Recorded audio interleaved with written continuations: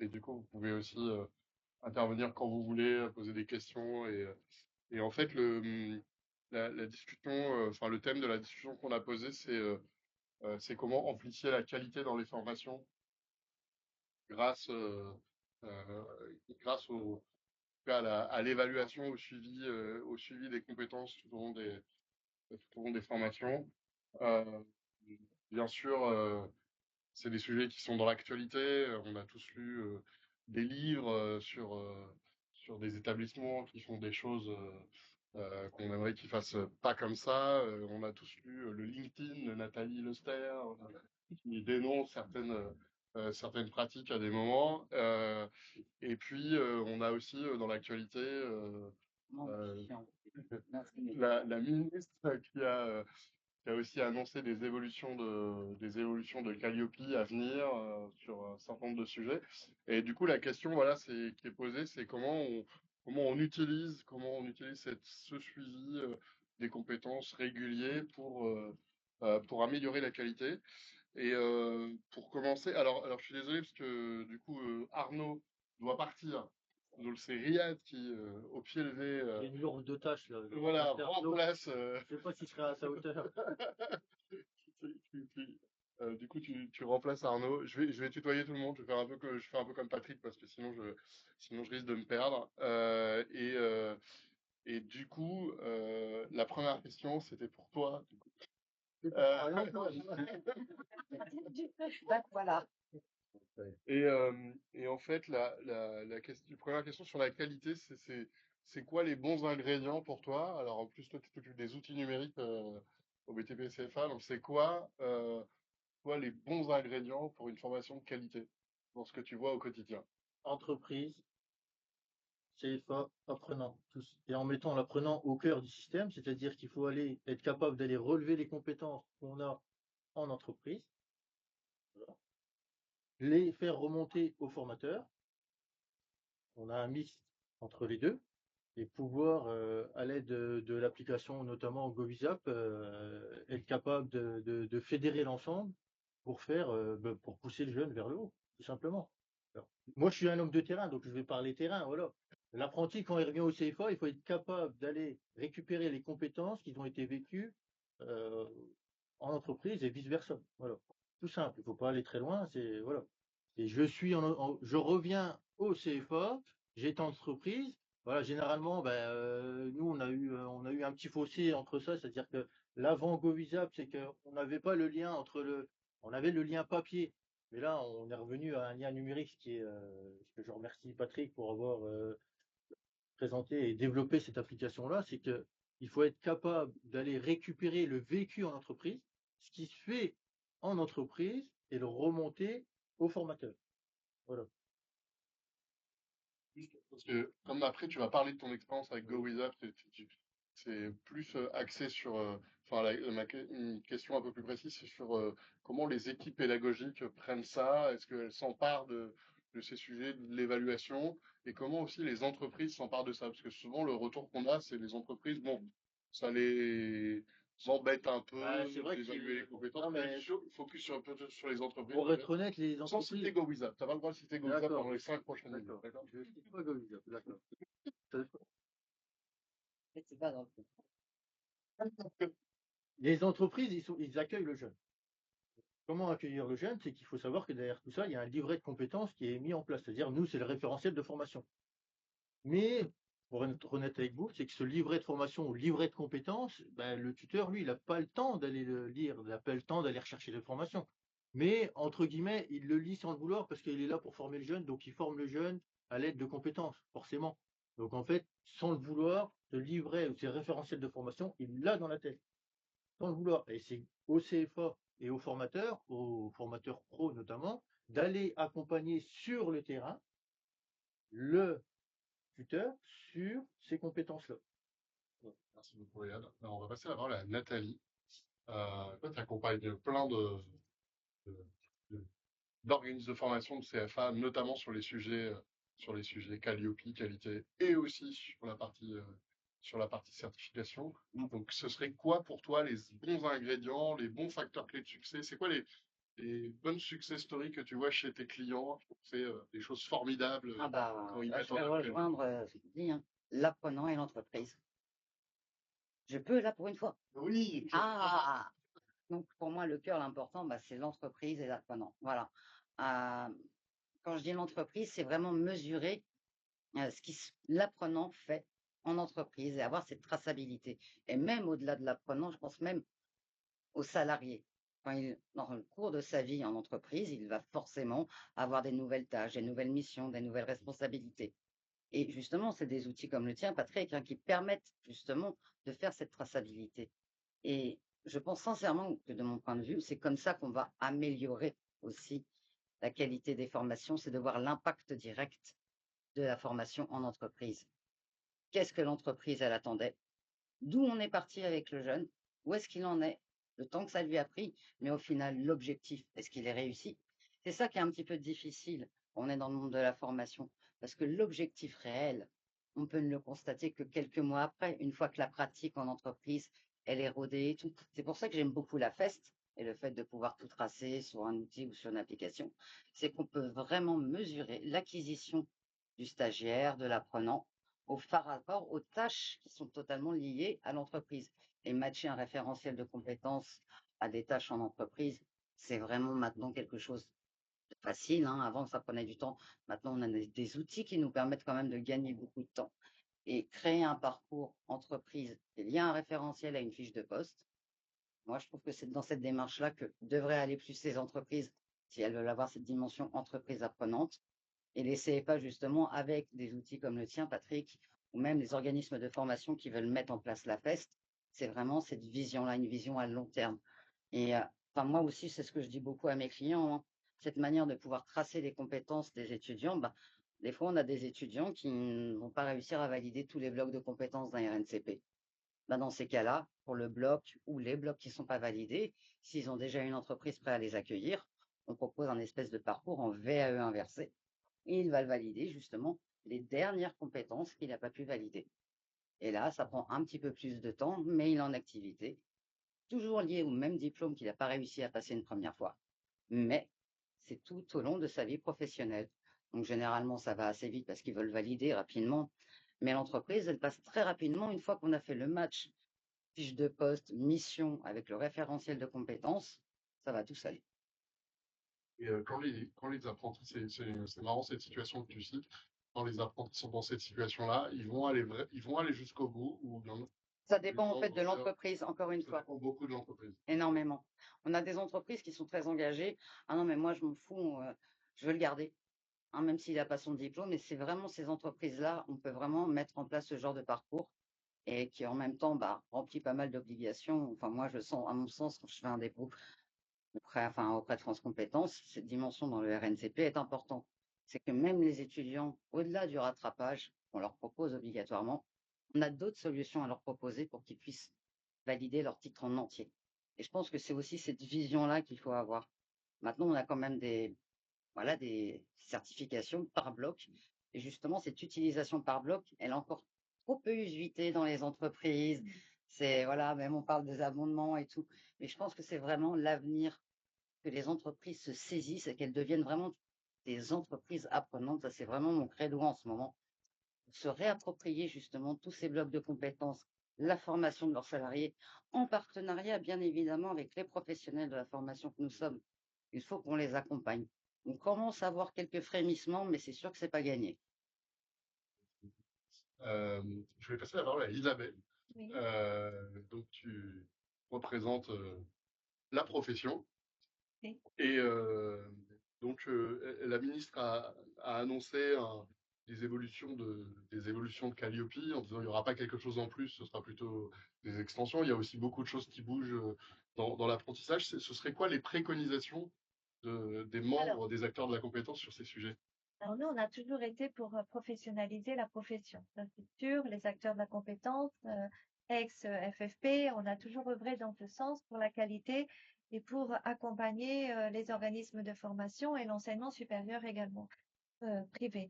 Donc Calliope, quand il a été question, puisque nous on était à l'origine de la qualification PQF par le passé, 1994, donc ça date un peu. Mais quand Calliope est arrivé en 2018, on nous a mis autour de la table pour écrire ce fameux référentiel Calliope qui a été publié en 2019. Et on s'en est félicité. Pour autant, Calliope n'a pas répondu justement à toutes les demandes et ne couvre pas tous les champs. Et c'est vrai que là, j'entendais à l'instant l'approche VAE. D'ailleurs, il y a eu une refonte de VAE avec l'arrivée de France VAE. Et ça, c'était très bien parce que enfin, on mixe la formation avec la VAE. Donc, ça veut dire qu'un individu, un salarié peut faire les deux, son dossier, et en même temps suivre une formation complémentaire en vue d'acquérir une certification. On va aussi, nous, ce que l'on ambitionne, c'est, alors, ça repose sur 6 points, je dirais, parce que Calliope doit évoluer. Mais Calliope ne va pas évoluer de fond en comble comme on aurait pu le penser, comme il nous a été dit, évoqué, avec une remise à plat. Non, ça va pas réellement être une remise à plat.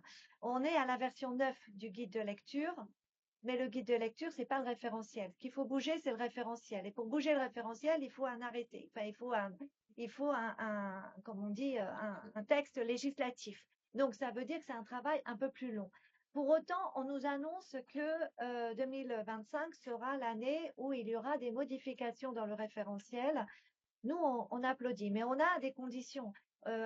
Ces conditions, elles reposent à la fois sur le principe d'ajouter toute l'approche technologique. Les formations sont de plus en plus hybrides. Donc, ça veut dire qu'il faut faire un suivi du parcours correctement du bénéficiaire. Il faut aussi que ça réponde, on parlait des entreprises qui ont besoin de plus en plus de compétences régulièrement avec des formations courtes, donc revoir un petit peu les attentes répondre aux attentes des entreprises avec l'évaluation, avec l'impact dont on parlait tout à l'heure, parce que Calliope ne parle pas du tout d'impact, donc ça fait partie aussi des sujets. Faire un peu aussi le pendant avec tout ce qui est transition aujourd'hui que nous rencontrons, transition numérique, transition RSE, transition écolo. Donc il faut aussi que le référentiel en fasse état, au-delà de l'approche des personnes en situation de handicap, ce qui était déjà le cas. Donc, il y a des décrets quand même qui sont tombés, mais ça ne suffit pas. Il y a aussi l'approche avec la modularité, avec la formation, la formation au niveau de la formation académique. Aujourd'hui, on voit bien que les universités se sont mis sur ce chantier des formations continues. Pourquoi? Pas pour se faire plaisir, hein. C'est tout simplement parce qu'elles veulent bénéficier des fonds publics et donc des fonds des OPCO. Donc, elles sont obligées de passer par Calliope. Donc, il faut aussi faire cette passerelle entre le monde académique et le monde de la formation professionnelle. Et ça satisfera aussi les entreprises, aussi les bénéficiaires, parce que les bénéficiaires aujourd'hui ne sont pas limités à un territoire géographique qui est la France. On sait très bien que les bénéficiaires, il faut aussi parler Europe. Et donc, il faut qu'ils soient en mesure d'aller à l'international. Et aussi, il faut que les entreprises qui viennent chez nous en France se disent, ah, mais en France, on a une super formation. Et donc, ça veut dire des super compétences acquises. Donc, ça veut dire qu'il y a quand même beaucoup de sujets à revoir dans Calliope. Donc, tout ça pour vous dire que aujourd'hui, Calliope, c'est de la conformité. Ça s'arrête là, mais ça ne valorise pas l'impact, ça ne va pas plus loin. Donc, et puis surtout, faire le pont avec l'enseignement sup, ça c'est indispensable. On ne doit plus travailler ou réfléchir en silo. C'est pas l'enseignement sup d'un côté, la formation continue et le monde universitaire de l'autre. Il faut tous travailler ensemble. Et nous, c'est ce qu'on tend à faire. Et c'est aussi pour cette raison qu'il manque de grands acteurs autour de la table de Calliope, parce qu'on n'est pas tout seul à travailler sur le référentiel quand on nous appellera de nouveau. Hein. Pour le moment, on est en stand-by, on ne nous a pas appelé de nouveau. Hein. Donc, on attend le signal. Donc, aujourd'hui, on n'est pas appelé. Au moment où tu dis ça. C'est dommage. Mais c'est vrai que, bon, après, il y a eu des ralentissements aussi parce qu'à la DGFP, il y a eu l'arrivée d'un nouveau délégué général en avril 2025. Il faut aussi reconnaître que le monde bouge, le monde politique bouge et la DGFP a bougé récemment, donc tout ne peut pas se faire aussi précipitamment. Mais en tout cas, je répète, il manque des grands acteurs autour de la table, à savoir le consommateur, le bénéficiaire, et à savoir l'entreprise. L'entreprise n'est pas autour de la table. Et c'est l'entreprise qui utilise les compétences et qui forme aussi. Voilà. tout ce que j'ai à dire. Et Oh, bah non, peut-être pas tout. J'en ai comment on peut-être pourrait mettre encore. comment on pourrait mettre l'entreprise autour de la table de la discussion? Bah, honnêtement, il y a des agences comme l'Agence nationale des DRH, il y a aussi d'autres structures qui rassemblent le monde de l'entreprise. Donc, c'est facile. Le directeur de formation. Les responsables, voilà. Juste, je vais rebondir sur ce que tu dis, parce qu'en fait, il y a 5 ans, 6 ans maintenant, quand j'ai déposé GoWizApp, le nom à l'INPI, j'ai déposé GoWizJob. Parce qu'en fait, j'avais cette intuition que cette question-là, elle concerne l'entreprise autant que les écoles et l'être humain avant tout sur ce sujet de compétences. Voilà, c'est juste pour dire ça. Ben, on On partage. devrait tous être autour de la On table. devrait, voilà, exactement. Tout l'écosystème devrait être autour de la table. Et nous, à la Fédé, on œuvre dans ce sens et on a déjà fait le petit boulot. Donc la DGFP connaît l'avancée de nos travaux et elle doit se positionner vis-à-vis de ces travaux que nous avançons.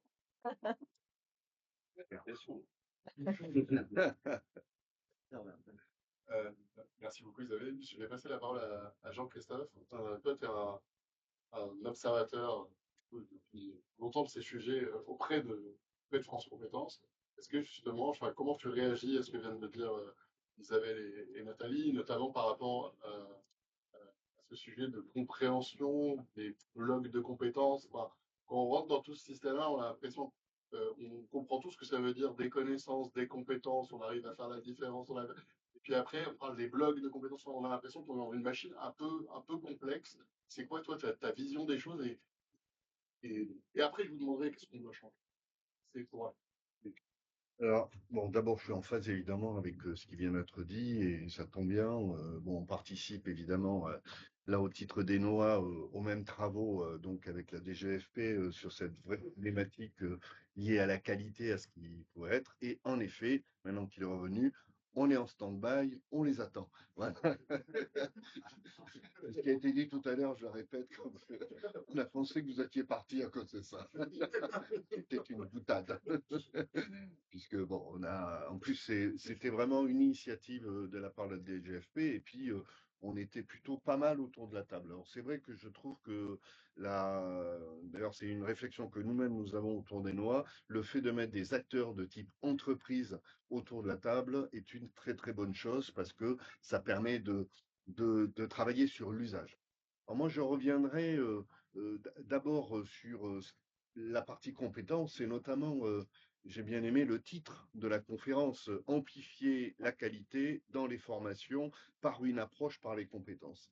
Bon, il se trouve que hier soir, j'étais à une conférence où la ministre n'était pas venue, même invitée, mais bon, en tout cas, il y avait les syndicats qui étaient là, il y avait la CFDT sur les retraites. Voilà. C'était sur les retraites, et puis évidemment, la fin du conclave, et puis etc. Et en fait, tout a porté sur les compétences. Alors, évidemment, on a parlé de finances, mais in fine, on a parlé de compétences. C'est-à-dire, en gros, bah oui, les seniors, bah, on les forme moins, donc, alors qu'ils ont besoin de se reconvertir. Les jeunes, bah, ils sont pas adaptés. D'ailleurs, à la France, on est largement en dessous de la compétence. D'ailleurs, c'est pour ça qu'il y a inadéquation entre les jeunes. Alors, je ne parle pas de l'apprentissage qui, justement, a bénéficié de cette situation d'inadéquation parce que c'est un bon système. Mais il n'y a pas que l'apprentissage, il y a toute l'initiale. Et on voit bien qu'il y a un décalage, d'où les décrochages. Enfin, tout ce qui a été dit montre bien que en France, parce qu'on n'est pas dans le haut du classement des compétences, en France, on est en retard sur les compétences. Et pour moi, de manière assez simple, parce que les compétences, d'une part, on ne sait pas ce que c'est, et puis d'autre part, c'est pas du tout valorisé. On sait valoriser un métier, on sait valoriser un diplôme, mais alors une compétence, un bloc de compétences, mais c'est quoi ça? C'est un diplôme, hein. C'est un bout d'un diplôme avec un numéro, mais c'est pas du tout valorisé. On parle aujourd'hui de micro-compétences, mais super, super. Mais culturellement, alors que dans les pays anglo-saxons, vous avez longtemps que c'est assimilé, hein. Il n'y a pas de, je suis pas en train de dire que c'est pas que c'est pas possible. C'est juste que culturellement, on est engoncé dans une façon de voir les compétences et notamment parce que on a eu l'habitude pendant des années, alors d'abord de tout lycée, hein, Jules Ferry, et puis etc. Seulement on essaie de tout lycée, le bac, le bac plus 2, bac plus 3, etc. Nous on parle en années. Alors c'est la grosse problématique d'ailleurs, critère numéro 1 en communication. Oui, un niveau n'est pas un nombre d'années. Voilà, alors que systématiquement, dans toutes les écoles, on voit ah ben niveau 7, bac plus 5. Non, pas niveau 5, c'est pas un bac plus 5. Niveau 5, c'est un niveau de compétence, un niveau de responsabilité. Il y a une définition d'ailleurs, il y a même des liens qui peuvent se faire avec les conventions collectives. Donc il y a un véritable enjeu. Et tant que ça, ce ne sera pas valorisé, on en sera à se dire comment d'un côté on peut faire évoluer les compétences et comment d'un autre côté on peut faire évoluer notre système de reconnaissance des compétences. Alors il y a quand même une bonne chose, même si c'est un vrai bazar qui a été dit, c'est France Compétences, et notamment qui a été mis en œuvre. Et je dois avouer quand même que ça s'est largement amélioré. Pendant longtemps, on a parlé de boîte noire. Aujourd'hui, bon, nous, on a des échanges assez réguliers, donc on peut dire que ça s'est amélioré. Mais le travail, on va dire, de structuration, c'est fait. Mais le travail de promotion et de vulgarisation et le travail pédagogique n'a pas été fait. On est entre nous. Voilà, on est dans notre, voilà, on est ensemble. Voilà, on est dans notre écosystème. Alors super, on discute de plein de trucs que plein de gens ne connaissent pas et ne comprennent pas. Donc il y a un véritable enjeu à travailler à la promotion.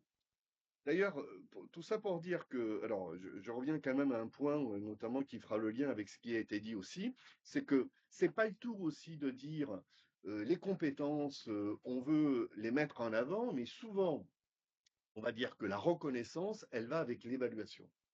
Et alors là, c'est le bazar.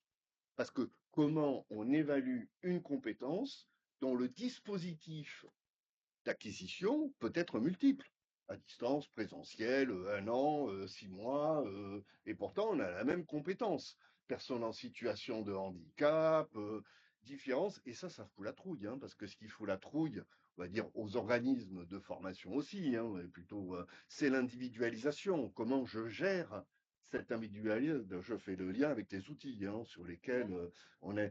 Et avec les financeurs qui se disent l'individualisation, mais comment j'évalue un dossier?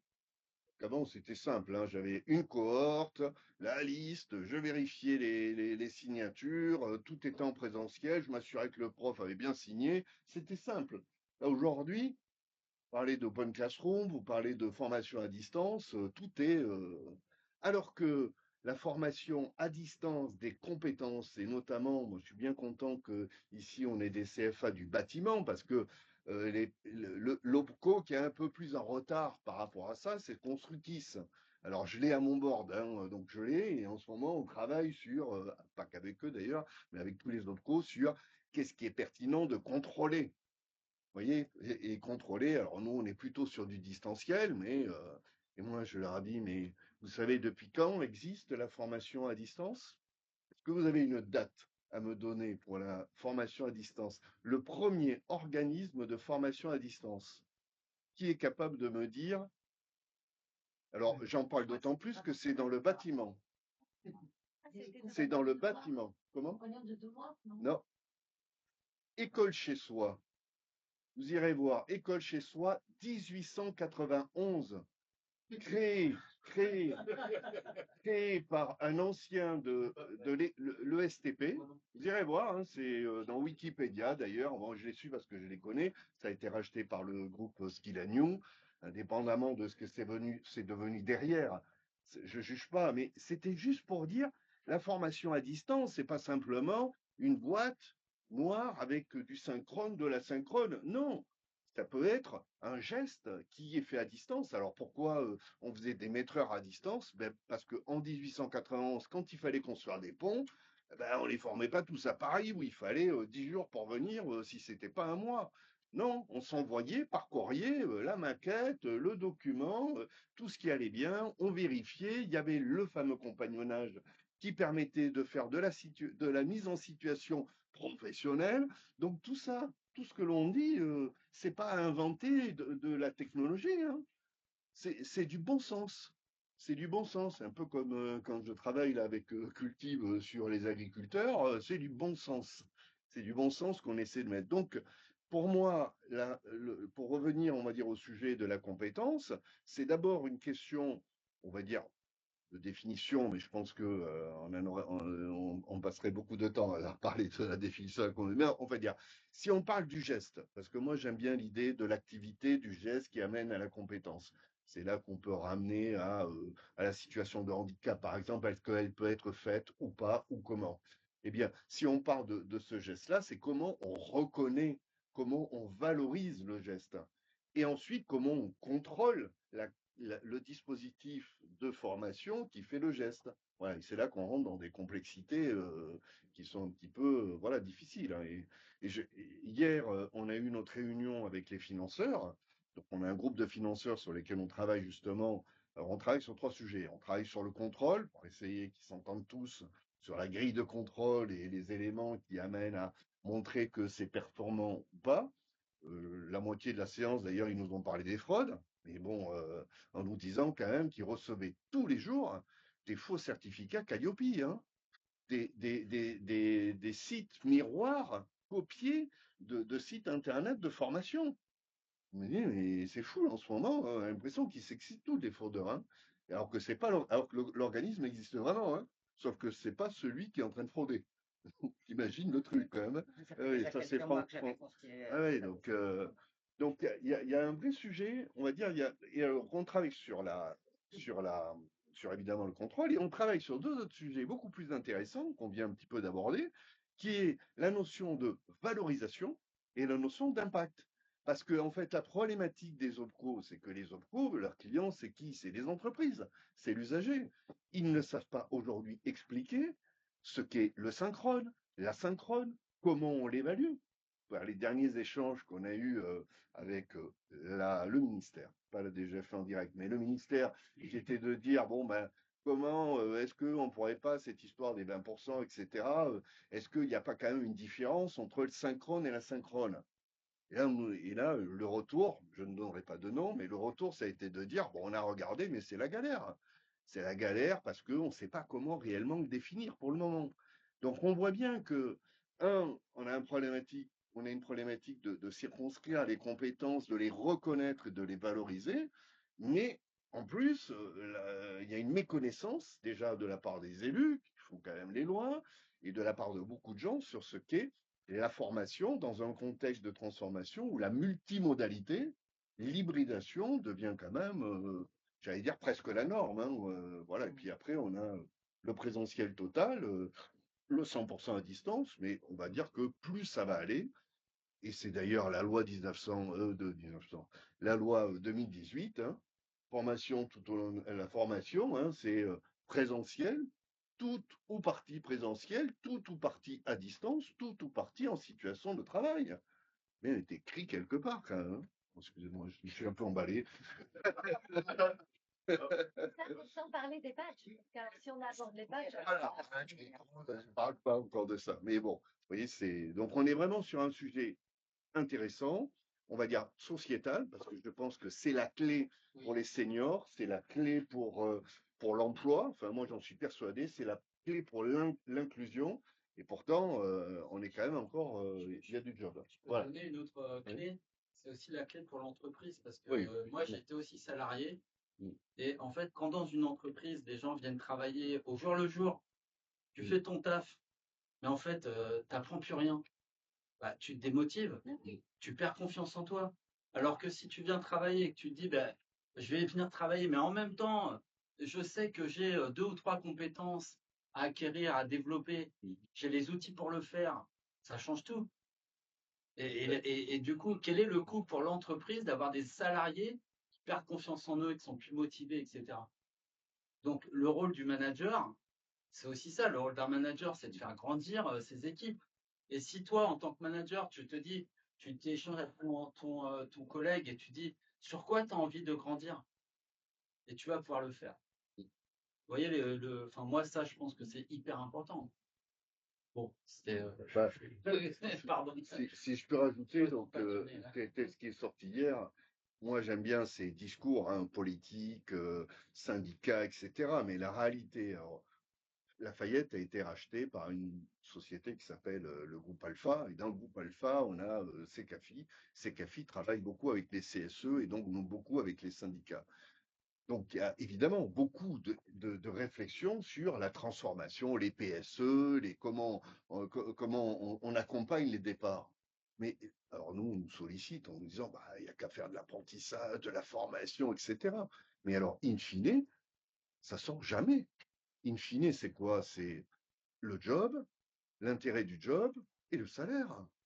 Et les conditions à la rigueur de départ. La compétence, la formation, tous les trucs dont on a parlé au début, mais on oublie. Donc là encore, culturellement, et là c'est bien les syndicats, alors que hier ils en ont parlé tout le temps, hein, oui super, senior, machin, etc., c'est la clé, mais ok, c'est la clé, mais il faut prendre des décisions qui financent quand même, ou des choix stratégiques qui ne sont pas pris. Et ils ne sont pas soutenus, et je le dis, y compris par les syndicats de salariés. C'est pas On est la d'accord. DGEFP, c'est pas. Non, non, non, non, non, non. D'accord. C'est les syndicats de salariés, là, dont je parle. Je vais passer la parole à Riyad, puis après je vais vous repasser la parole sur notamment tout ce qui est valorisation et promotion de l'approche par compétence. Je voulais juste en aparté dire à mon ami Guillaume que c'était pas un piège mon invitation. C'est pas parce que la DGEFP Il note, il note. cité plein de fois que mon invitation n'était pas un piège. Ben non, en plus, C'est pour rire. Riyad, toi, dans les entreprises que tu côtoies et les apprentis que tu côtoies, cette notion de compétence, je sais pas, par exemple, moi ça m'a toujours étonné dans les CFA, je me suis rendu compte que des fois le référentiel de compétences auquel on amenait était même pas compris par le formateur. On est arrivé des fois de me rendre compte de ça. Toi, comment tu vois que les choses sont comprises et par les entreprises et par les apprentis dans ton quotidien? Alors, les apprentis ne sont pas compris du tout. Pas Pour compris être du clair tout. et net, parce que nous, chez nous, ben, on est encore dans un système un peu scolaire, c'est-à-dire qu'on est un peu sur un, un bilan, et c'est même pas un bilan de compétences. C'est un bilan, c'est un bulletin que vous connaissez au collège, au collège. Après, l'éducation nationale, ils ont mis en place pour les entreprises un livret de compétences.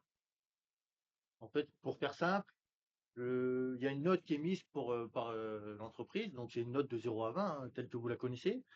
Et on a mis en place depuis, voilà. Non, mais ça a changé. Non, mais ça a changé. Attendez, ça a changé. Donc ça a changé. On nous a mis en place un livret de compétences. Donc l'entreprise doit maintenant évaluer des compétences. Donc il y a des cases à cocher. Et les cases à cocher nous ressortent une note. Et des fois, l'entreprise, donc elle a coché les compétences, tac, tac, tac, tac, tac, pour être honnête avec vous. Donc il y a une note qui sort et ça ne convient pas à l'entreprise. Donc on fait quoi?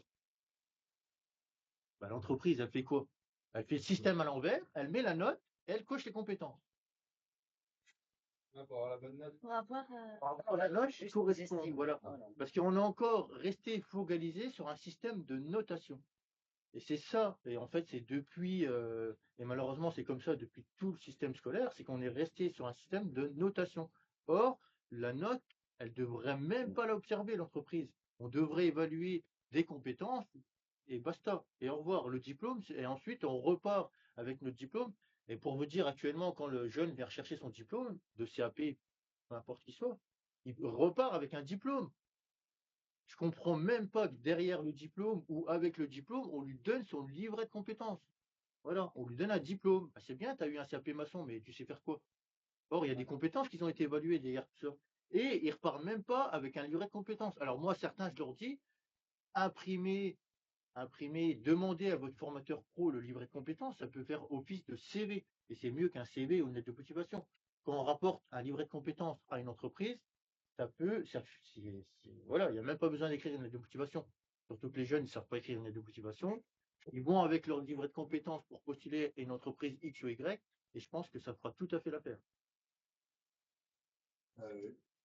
Isabelle, Nathalie, dans l'ordre que vous voulez, qu'est-ce qu'on fait pour essayer de faire changer ça, cet aspect compréhension et promotion de ce sujet de suivi d'évaluation des compétences?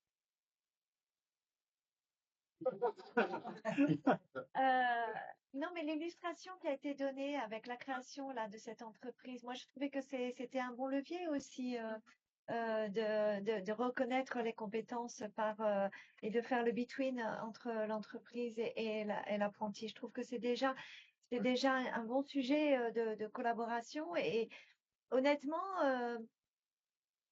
nous, au niveau de la fédération, on se pose toujours cette question, de toute façon, l'efficacité de la formation.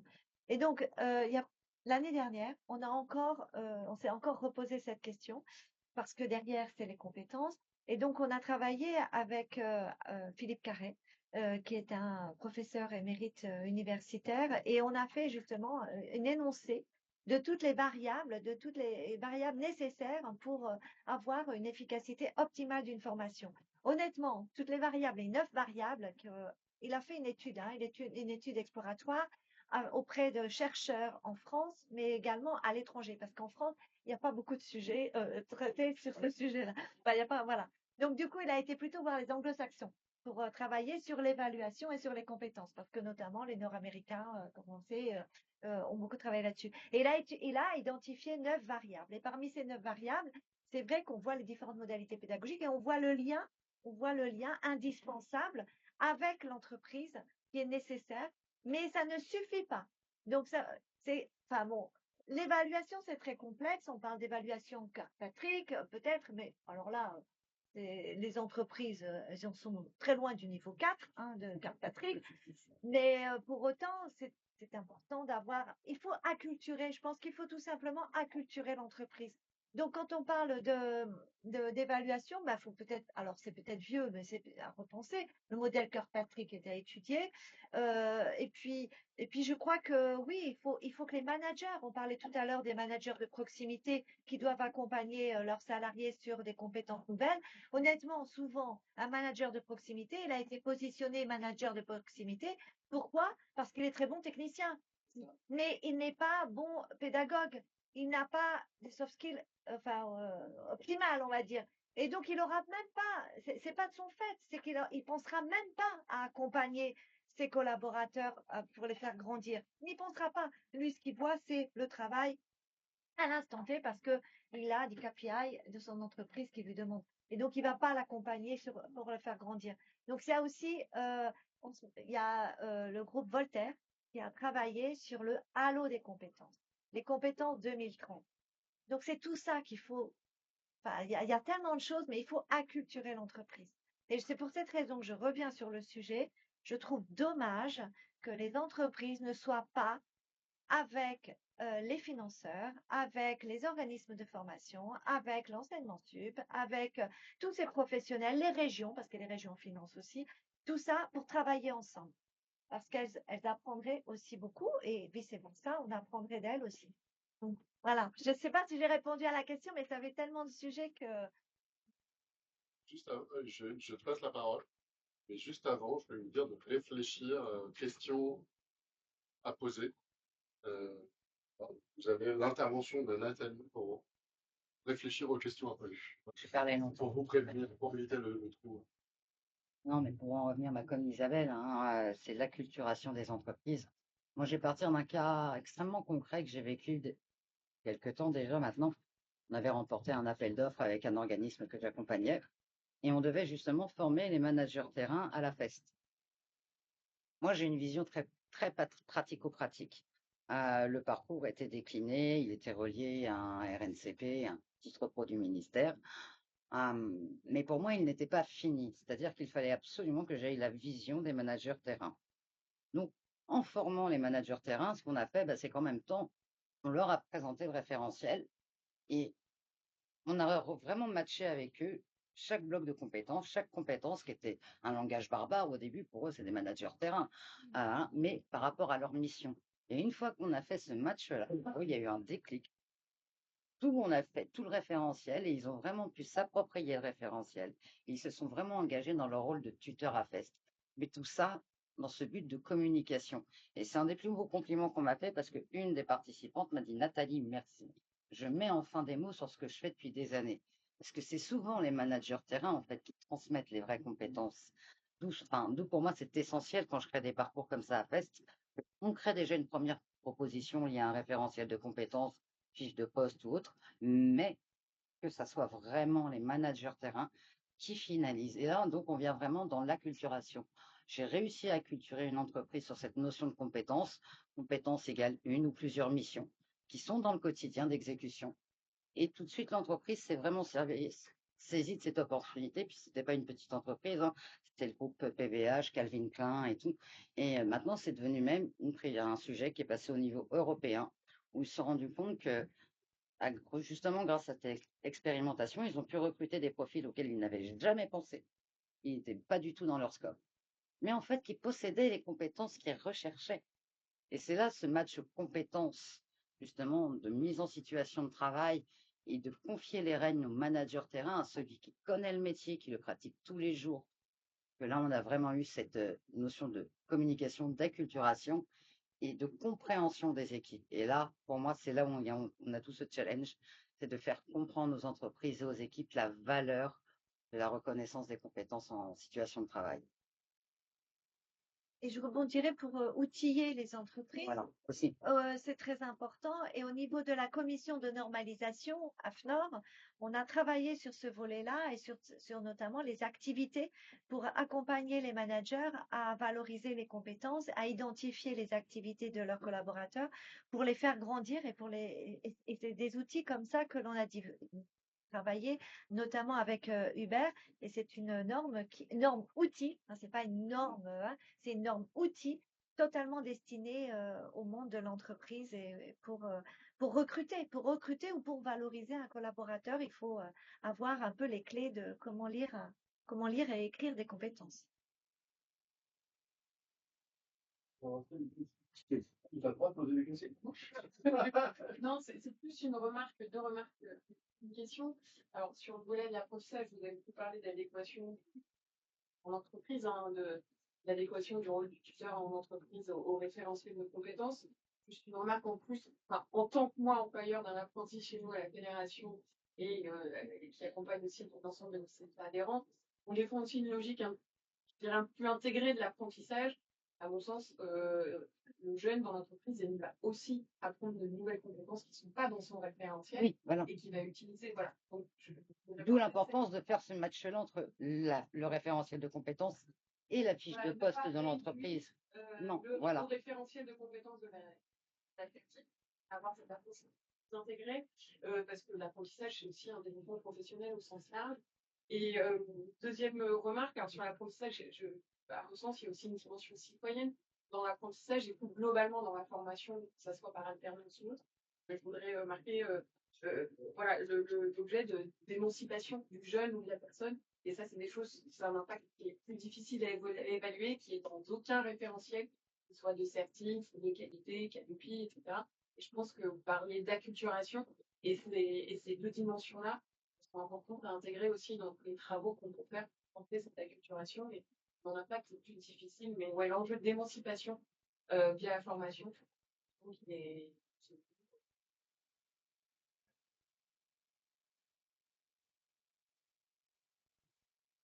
Non, je questionne complètement. Non, je trouve que c'est intéressant. Après, il y a deux sujets dans l'apprentissage, hein. L'apprentissage, alors d'ailleurs c'est assez amusant, quand on va sur un OPCO, l'apprentissage, il n'est pas côté formation, il est côté recrutement. C'est-à-dire que c'est un outil d'adaptation et qui permet de recruter quelqu'un dans une entreprise. Et d'ailleurs, c'est un CDD ou CDI. Donc, on a bien un salarié. Et donc, c'est toutes ces difficultés entre je forme un collaborateur qui va s'adapter et qui va intégrer l'entreprise, ou je forme parce que je suis citoyen et qu'il est important pour moi de faire évoluer des jeunes et de leur faire découvrir. Mais comme ça, c'est pas clair. Non, non, ça peut être et où, mais ce que je veux dire, c'est que c'est pas clairement expliqué. Quand on fait, c'est avant-hier, j'intervenais pour la FIPA. FIPA, c'est enfin, voilà, c'est la fondation pour les CFA d'entreprise. Voilà. Et donc, eux, clairement, ils sont dans une dynamique de recrutement. ils sont dans une dynamique de réponse à une problématique de compétences. Donc, l'apprentissage est une des clés. Et donc, eux, le côté un peu citoyen, etc., c'est pas dans le sujet. C'est pas dans le sujet. Donc, et c'est pas dans leur feuille de route. Je dis pas que c'est pas dans leur état d'esprit, parce que quand on les rencontre, quand on discute avec eux, ben, on a en face des gens qui veulent qu'ils aient leurs examens, que ça se passe bien, etc.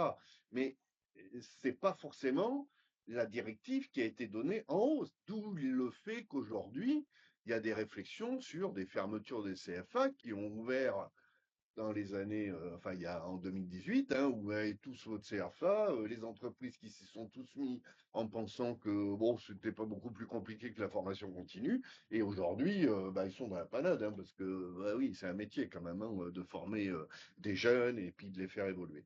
Donc voilà, donc ce que je voulais dire, c'était que c'est un peu comme ce j'ai dit tout à l'heure, c'est-à-dire que il y a un manque de pédagogie, un peu comme si on était tous des techniciens, et d'ailleurs bien souvent on est des techniciens de la formation, et donc on a l'impression que quand on dit apprentissage, tout le monde sait ce que c'est. Il l'a dit, non, les jeunes ils savent pas. Les entreprises vaguement, et certaines écoles, elles s'y sont mis parce que c'était la mode et qu'il y avait des bons niveaux de prise en charge. Alors que si elles avaient réfléchi un peu, elles auraient peut-être imaginé un autre modèle économique que uniquement le NPEC, sur lequel ils sont un peu dans la panade maintenant, quoi. Donc voilà, donc je reviens sur le sujet de la valorisation et je reviens sur le sujet de la pédagogie. Et je reviens également sur le fait que oui, ce serait bien qu'on ait des entreprises qui soient dedans. Je terminerai juste, hier, donc à cette fameuse réunion, il y avait pas mal de DRH, de grandes entreprises, et donc je discutais mais justement des compétences avec la DRH d'une grande entreprise dans les mutuelles. Et donc je lui dis, bah tiens, mutuelles et banques, en général, ils forment beaucoup leurs salariés et puis ils prennent pas mal d'apprentis, quoi. Sauf que dans la réalité, ce qu'elle me disait, c'était que, ouais, on les prend, mais alors on a quand même beaucoup de turnover. Globalement, moi je suis DRH, mais j'ai un responsable administratif, un responsable du recrutement, un responsable de l'apprentissage, un responsable de la formation continue, et en plus, ça bouge tout le temps. Alors le financement, ça bouge tout le temps, la réglementation, ça bouge tout le temps, etc. Donc on navigue un peu à vue. Et donc, on est obligé de s'appuyer sur des experts, sur des. Enfin, sincèrement, c'était à la fois au début sympathique parce que oui, on embauche plein d'apprentis, c'est super, etc. Mais très rapidement, on voyait bien il se laissait porter par les flots quand même, hein, parce que c'était un peu la mode, hein, et que la direction avait dit, faut faire de l'apprentissage, de toute façon, il y a 6% qu'il faut avoir, donc tu te débrouilles, tu rentres 6% d'apprentis et c'est bon. Voilà, vous voyez, je vous la fais vite, hein, mais c'était quand même un peu ça quand même, hein. Oui, il y a un défilé à l'extérieur, mais ce n'est pas une animation. La compétence en Les question. compétences que tu Quelle est n'as la pas. compétence en question? C'est comme de parler. Peut-être sur un côté, hein. Aussi. Est-ce que quelqu'un a une question pour l'intervenant? Une réflexion Vas-y, Pascal. d'un point de vue des CFA et des formateurs. Une perte, bon, ça fait 30 ans que je travaille dans le CFA et j'ai commencé en tant que formatrice et j'ai été formée anciennement à la formation, à l'apprentissage. Ce qui n'existe plus actuellement. Les formateurs que je côtoie sont des professionnels du métier, mais n'ont aucune notion de l'apprentissage, aucune notion du rapport qu'ils doivent avoir avec l'entreprise et avec le jeune, et aucune notion, pareil, des compétences et des référentiels. Ce qui n'existe plus actuellement. C'est faux pour moi, pour ma part. Voilà. Pour répondre, c'est faux parce que chez nous, on a un dispositif qui s'appelle BTP Expertise Academy ou Expertise Apprentissage. Nous, on a déjà mis un dispositif interne qui s'appelle BTP Expertise Academy. en Grand Est, qui dure 1 an. Et à la suite de ça, on a un dispositif national qui a été mis en place par le 3CA BTP qui s'appelle Expertise Académique, qui forme les formateurs au titre Mais de... c'est dans votre cas. C'est dans notre voilà, c'est ça. Alors que je suis d'accord avec madame. Voilà. C'est il y a- resté sûrement et, dans les 3CA, oui, c'est c'est resté- c'est pas le quotidien, on va dire. La voilà. formation des formateurs. Et encore, elle est pas obligée. Enfin, nous, on l'a rendu obligatoire, mais Dans elle les est pas obligatoire. CFA indépendants, en quelque sorte, Il y en a, c'est ce limite. n'est plus le cas. D'accord. C'était financé auparavant par la région, Ah oui. Et voilà. Et on a, maintenant, voilà, il n'y a c'est plus de formation de il y a formateurs.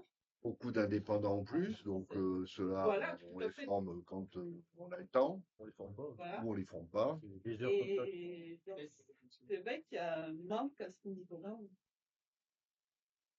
Pour rebondir sur ta remarque, Mm. on a le même manque en entreprise. Oui. Parce que Tout à fait. le maître d'apprentissage, le tuteur, d'ailleurs, je crois que tu as déposé voilà, on te confie un apprenti où il arrive, je suis même pas au courant. Ah bah tiens, t'as un apprenti qui arrive demain. Ah bon, mais on se pose pas la question, mais il va faire quoi? On l'accueille comment? Et donc, voilà, c'est aussi vrai de l'autre côté. Avant de faire un petit tour de table de conclusion, est-ce qu'il y a une dernière, non, c'est peut-être quelqu'un question? Allez, voilà. Même pas toi, Patrick? Ah, je pensais que tu avais une question. Je pensais que tu avais une question. Non. Je vais vous passer enfin, on va faire un petit tour de table pour conclure. Et si vous aviez une baguette magique, ou alors si vous, par exemple, je sais pas comment on dit, un mandat ministériel, non, on dit pas mandat, je sais pas comment on dit pour les un portefeuille, une mission, qu'est-ce que vous changeriez là, demain, voilà, vous allez au ministère, et que vous faites le décret que vous faites demain, là, pour changer un truc. Bon, Qui fait encore un qui fait décret. que ça va, Encore qui un fait que ça va décret. aller mieux. Non, mais ou autre chose, ou alors qu'est-ce que vous On changerez? va faire le coup de la baguette magique. Vous pouvez aussi conclure autrement si vous voulez. Voilà, à tour de rôle, on peut faire comme ça. Je te laisse commencer, Nathalie. Ah bah, si j'avais une baguette magique, c'est que tu rigoles déjà. Ce serait un marteau. Oh, mais arrêtez. Non, sincèrement, si j'avais une baguette magique, bah, je dirais que toutes les entreprises qui s'engagent vraiment dans une dimension vraiment d'entreprise apprenante, ça soit elles qui soient valorisées, ça soit elles, je vais me faire des ennemis, qui touchent bah, les primes entreprises ou autres. Et c'est pour ça on parle de remettre les entreprises ou autres au milieu du jeu. Mais justement, une entreprise devrait-elle être aussi évaluée pour accueillir les jeunes? On sait très bien qu'il y a énormément de dérives, hein, on l'a vu tous les deux, Christopher et moi. Et c'est dommage parce que le peu de ces dérives qu'il y a, bah, ça ternit l'apprentissage et qui est pourtant une valeur, enfin une modalité pédagogique exceptionnelle. Et c'est pour ça que je pense de plus en plus à ce label d'entreprise apprenante, parce que les entreprises, elles ont des responsabilités. Et c'est pas que de l'opportunisme, l'apprentissage, même enfin, faut changer un peu cette mentalité. C'est une véritable mission pour l'entreprise. Et justement, les outiller, continuer à les acculturer, afin que cette transition arrive. Voilà. Alors, moi, c'est vrai que le monde de l'entreprise, je ne vais pas revenir dessus, mais il est fondamental. Il faut qu'il soit complètement intégré et peut-être remis, comme on disait, au cœur du dispositif. Mais moi, j'aurais aussi tendance à dire, ça suffit, cette réflexion de formation en silo, le monde académique et le monde de la formation professionnelle. Parce que pour moi, ça doit se parler, l'un et l'autre doivent se parler et avec l'entreprise. Donc, j'élargirai encore avec l'enseignement sup, le monde académique et le monde des organismes de formation et des écoles de l'enseignement sup aussi, privés. Moi, voilà, c'est ça que j'aimerais.